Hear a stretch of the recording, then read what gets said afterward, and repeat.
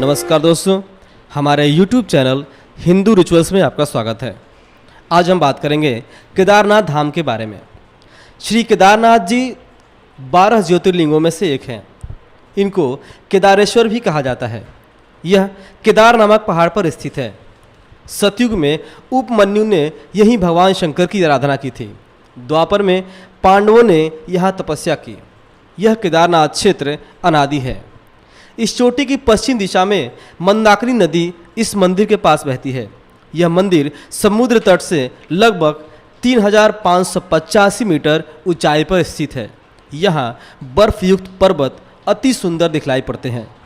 यह हिंदुओं हेतु एक पवित्र तीर्थ स्थल है और 12 ज्योतिर्लिंगों में से 5वां ज्योतिर्लिंग है।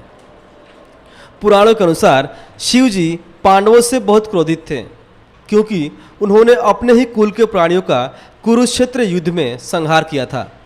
पांडवों को यह ज्ञात होते ही वे शिव जी से आशीर्वाद लेने तथा पाप मुक्त होने हेतु आतुर हो उठे।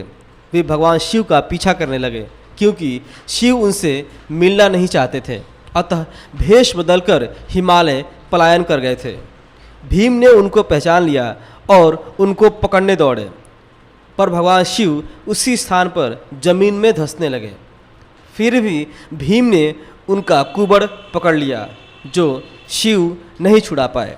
अतः वह उसी स्थान पर रह गया, जो वर्तमान का ज्योतिर्लिंग बना।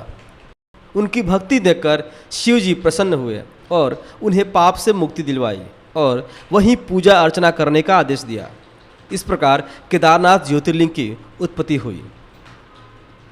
जो भी व्यक्ति भक्ति भाव से केदारेश्वर का पूजन करता है, उसके लिए स्वप्न में भी दुख दुर्लभ है। जो भगवान शिव का प्रिय भक्त शिवलिंग के निकट शिव के रूप से अंकित कड़ा चढ़ाता है, वह भगवत दर्शन कर समस्त पापों से मुक्त हो जाता है। केदार तीर्थ में पहुंचकर पूजा कर वहाँ का जल पी लेने के बाद मनुष्य का फिर जन्म नहीं होता। मंदाकिनी के घाट पर पहाड़ी शैली का बना हुआ केदारनाथ मंदिर मुकुट जैसा प्रतीत होता है। शिवलिंग अनगढ़ टीले जैसा है। भीतर अंधकार है। दीपक से इसके दर्शन होते हैं। दर्शनार्थी दीपकों में घी डालते हैं। शिवलिंग के सम्मुख जल पुष्प आदि चढ़ाए जाते हैं और दूसरी ओर भगवान के शरीर में घी लगाया जाता है। वहाँ मूर्ति 4 हाथ लंबी तथा 1.5 हाथ मोटी है। इस प्रकार का निर्माण पांडवों ने कराया था।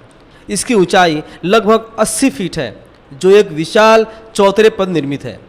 इसके निर्माण में भूरे रंग के पत्थरों का उपयोग किया गया है। सबसे बड़ी आश्चर्य की बात तो यह है कि प्राचीन काल में यांत्रिक साधनों के अभाव में भी ऐसे दुर्गम स्थल पर उन विशाल पत्थरों को लाकर कैसे स्थापित किया गया होगा। यह भव्य मंदिर पांडवों की शिव भक्ति, उनकी दृढ़ इच्छा शक्ति तथा उनके बाहुबल का जीता जागता प्रमाण है। इस मंदिर में उत्तम प्रकार की कारीगरी की गई है। मंदिर के ऊपर स्तंभों के सहारे लकड़ी की छतरी निर्मित है, जिसके ऊपर तांबा मढ़ा गया है। मंदिर का शिखर भी तांबे का है, पर उस पर सोने की पॉलिश की गई है। इस प्रकार के अति सुंदर एवं भव्य मंदिर को देखकर तीर्थयात्री असीम आनंद की अनुभूति प्राप्त करते हैं और उन्हें ऐसा लगता है कि वे वास्तव में किसी देवभूमि में विचर रहे हैं। अब यहाँ कुछ निवास स्थान बन गए हैं, पर लगभग 30-35 वर्ष पहले पंडों के यहाँ ही ठहरना पड़ता था और वे ही आपके खाने पीने, बिस्तर आदि का प्रबंध करते थे और विधि पूर्वक मंदिर में पूजा कराकर आपको विदा करते थे। मंदिर के बाईं ओर कुछ दूर जाकर एक बड़ा मैदान दिखाई पड़ता है, जिसके मध्य में अनेक छोटी छोटी जलधाराएं बहती रहती हैं। पूरे मैदान में विभिन्न प्रकार के फूलों के छोटे छोटे पौधे लगे हैं, जो पूरे मैदान को बहुरंगी कालीन की आकृति प्रदान करते हैं। इसके चारों ओर हरे भरे पहाड़ों पर ट्रैकिंग का आनंद लिया जा सकता है। मंदिर के आसपास के कुछ अन्य तीर्थ स्थल इस प्रकार हैं। अमृत कुंड मुख्य मंदिर के पीछे एक छोटा सा कुंड है, जिसका जल रोगनाशक एवं अमृत गुणों से भरपूर माना जाता है। ईशानेश्वर महादेव मुख्य मंदिर के बाएं किनारे पर पीछे की ओर एक छोटा महादेव का दर्शनीय मंदिर है। भैरवनाथ मंदिर मुख्य मंदिर से लगभग आधा किलोमीटर दूर पहाड़ी के मध्य एक भैरव जी का छोटा सा मंदिर है। ऐसा माना जाता है कि जब मंदिर के कपाट बंद रहते हैं तो भैरव जी इसकी रक्षा करते हैं। वासुकी ताल। मंदिर के पीछे के पहाड़ पर चढ़ाई करने पर एक विशाल झील दिखाई पड़ती है जो वासुकी ताल है। इसी पहाड़ी पर ब्रह्म कमल नाम के पुष्प अगस्त सितंबर में खिलते हैं। शंकराचार्य समाधि।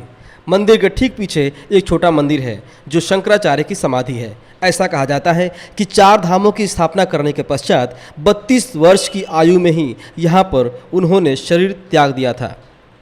गौरीकुंड। यह तीर्थ स्थल बस द्वारा पहुँचने का अंतिम पड़ाव है। यहाँ पर शिव पार्वती का मंदिर है जिसमें दोनों ही धातुओं की मूर्तियाँ हैं। इसी के पास गर्म जल का कुंड है जो पवित्र तथा औषधीय गुणों से भरपूर है। सोनप्रयाग। गौरीकुंड से पहले इस स्थान पर भी बसों का पड़ाव है और यात्री यहाँ पर भी ठहरते हैं। यहाँ सोनगंगा और मंदाकिनी का संगम होता है। त्रियोगी नारायण मंदिर। सोनप्रयाग से लगभग 14 किलोमीटर पैदल जाकर इस मंदिर पर पहुँचा जा सकता है। ऐसी मान्यता है कि यहाँ शिव व पार्वती का विवाह हुआ था। तो दोस्तों, ये थी जानकारी केदारनाथ ज्योतिर्लिंग के बारे में। इसी प्रकार की विशेष जानकारियों के लिए देखते रहे हमारे चैनल हिंदू रिचुअल्स। अगर आपको ये वीडियो पसंद आई तो कृपया सब्सक्राइब करना ना भूलें और ध्यान रहे कि सब्सक्रिप्शन निःशुल्क है।